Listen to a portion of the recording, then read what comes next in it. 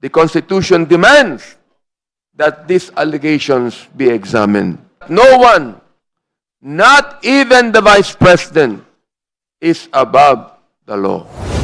If we proceed with fairness, sobriety, and respect for due process, these are not small accounting errors. Every peso belongs to the Filipino people, and when hundreds of millions are spent without clear accountability, the public has the right to demand answers. This juncture, we open the determination of sufficiency in substance of the fourth impeachment complaint.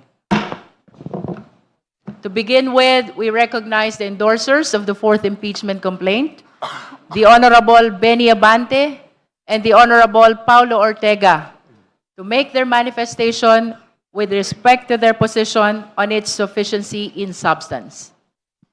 Madam Chair, may I be allowed to please give my opening You may remarks? proceed, Honorable Abante. Madam Chair, distinguished colleagues, at mga kababayan po na nanonood ngayon sa ating live streaming, the Constitution of the Republic of the Philippines begins with a simple but powerful principle. Ito'y inuulit-ulit po natin to. Public office is a public trust. Na gusto ko na yung dagdagan na hindi lang po ito public trust, kundi isang sacred trust. Sapagkat hindi natin maikakaila na ito po ibigay ng Panginoon sa atin. Hindi ito yung slogan. Hindi ito dekorasyon sa ating mga dokumento. Ito ang pundasyon ng ating demokrasya. In a democracy, leaders are accountable to the people. In a democracy, no official, no matter how powerful, is above the Constitution. And that is precisely why the Constitution gave Congress the power of impeachment. Because without accountability, democracy becomes something else. Without accountability, a republic begins to resemble a kingdom where those in power answer to no one. We are not a dictatorship, Madam Chair. We are a democracy where we believe that we must be governed by laws made by Congress.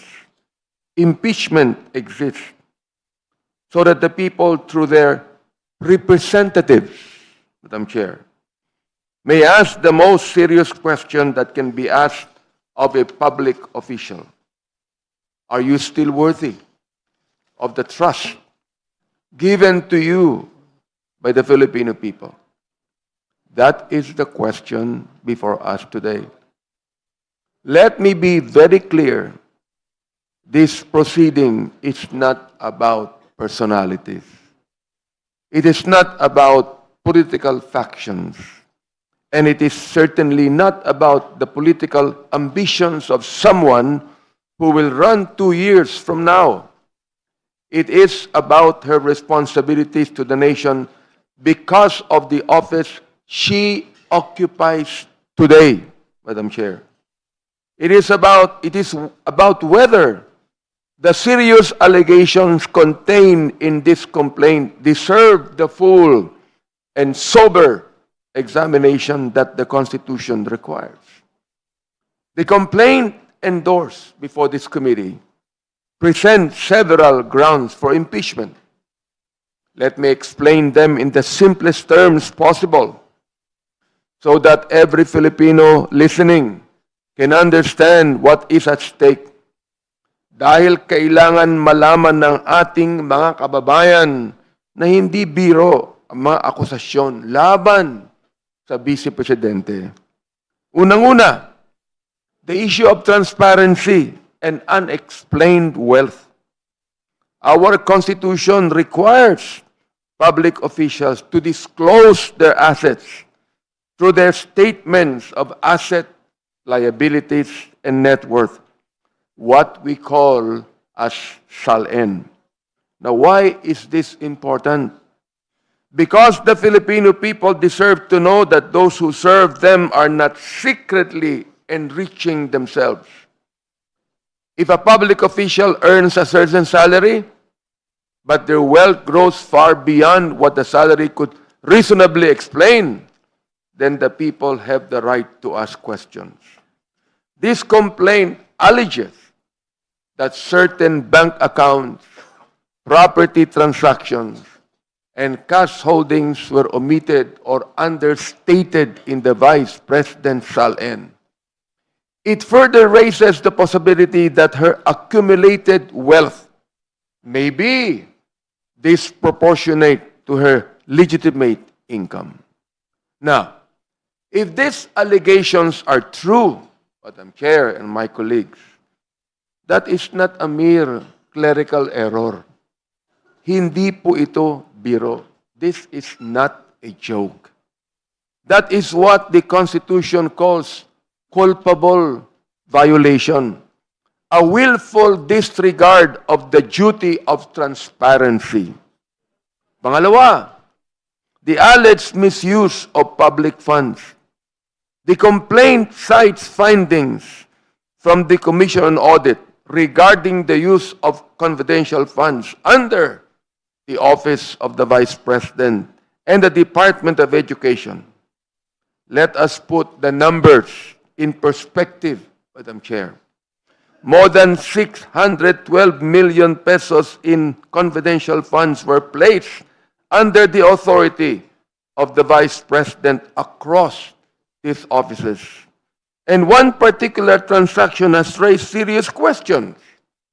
125 million pesos allegedly encashed and liquidated within just 11 days in December of 2022.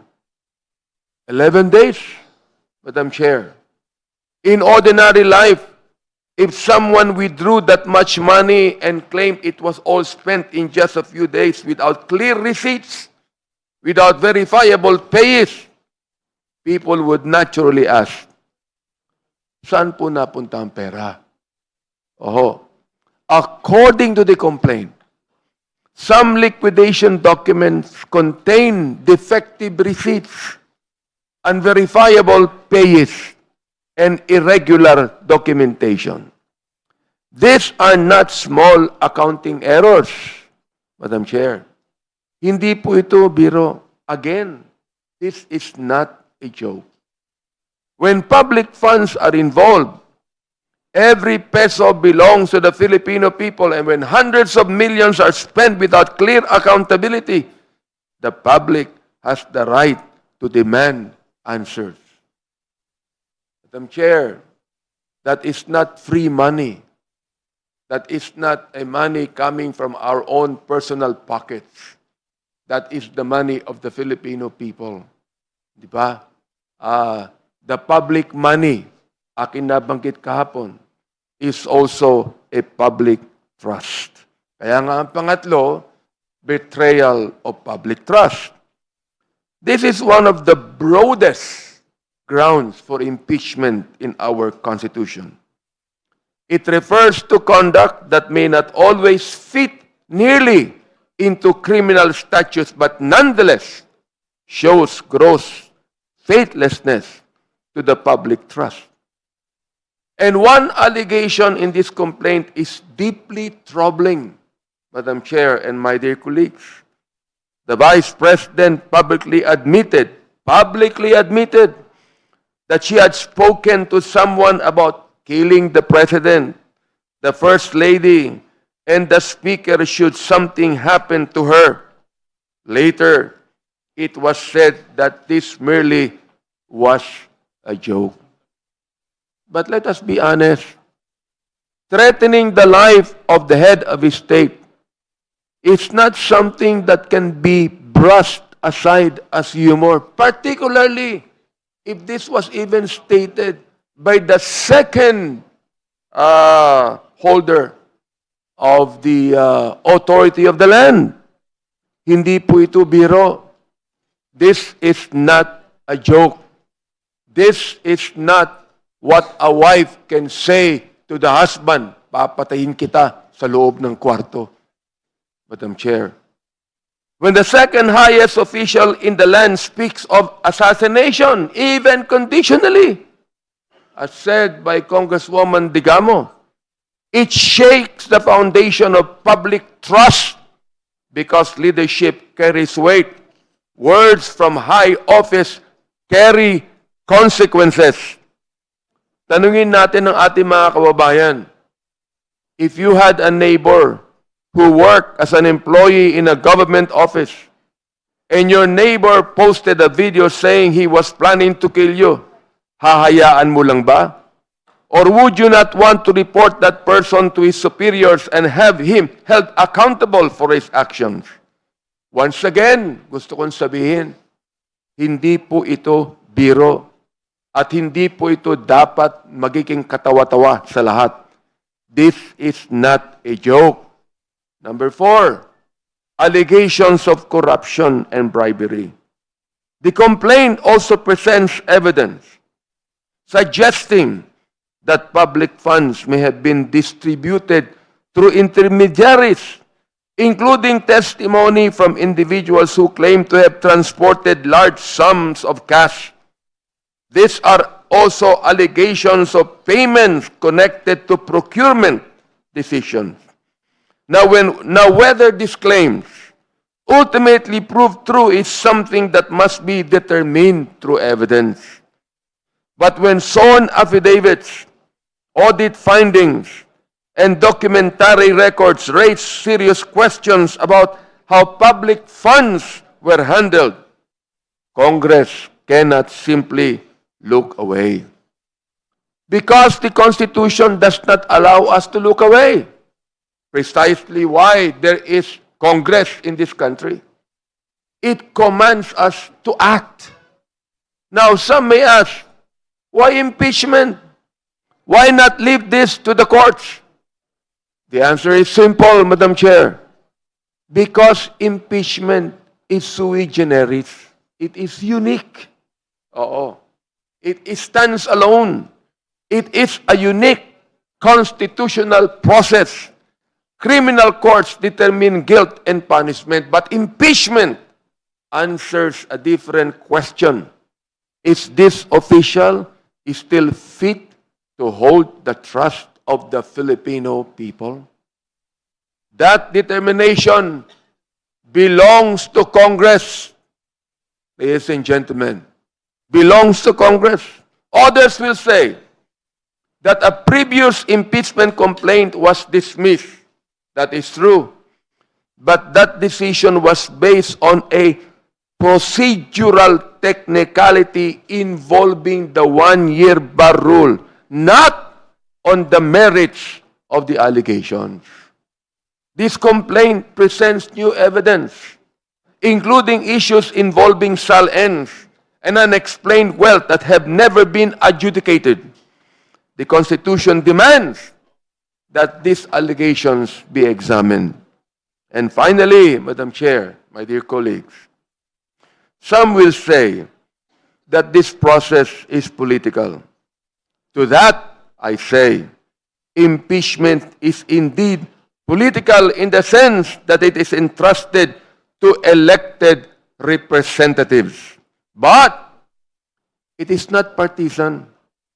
It is political in the same way that democracy itself is political, Madam Chair, because it involves the people's right to hold their leaders accountable. Our duty here is simple. It is not to convict, it is not to condemn, but to determine whether these allegations deserve the full process that the Constitution provides. If we refuse even to examine them, we send a dangerous message that powerful officials can evade scrutiny simply by attacking the process.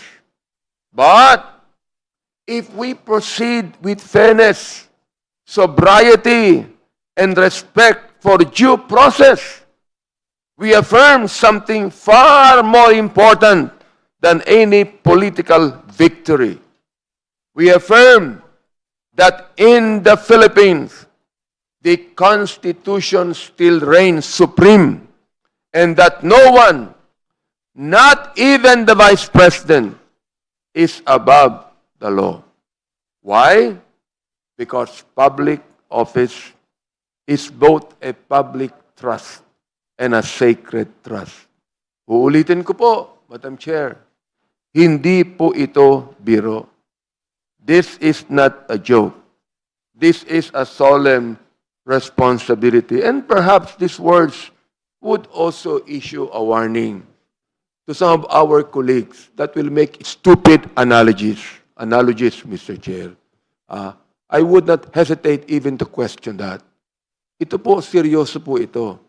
Gawin nating seryoso ang impeachment complaint na ito. Maraming salamat po, Madam Chair and my dear colleagues. Thank you, Honorable Abante. May we know if the Honorable